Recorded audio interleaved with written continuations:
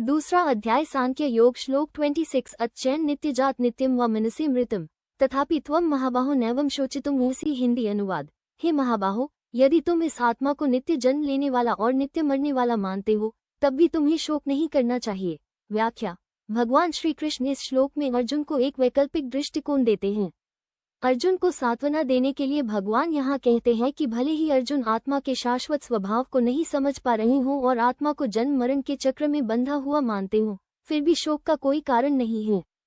यदि अर्जुन यह मानते हैं कि आत्मा नित्य जन्म लेती है और नित्य मरती है, तो भी उन्हें शोक करने की आवश्यकता नहीं है, क्योंकि यह प्रकृति का नियम है।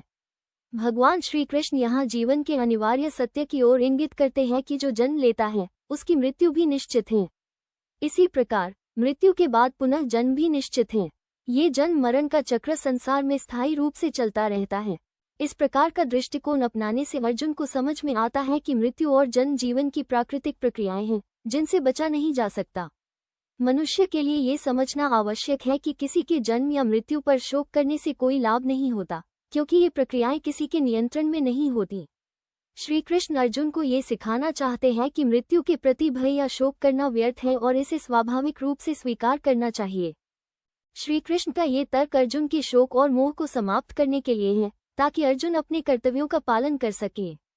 आत्मा का शाश्वत ज्ञान अर्जुन को युद्धभूमि में अपने धर्म का पालन करने के लिए प्रेरित करता है, चाहे वे इसे आत्मा की अमरता के रूप में देखें या जन्म मरण के चक्र के रूप में।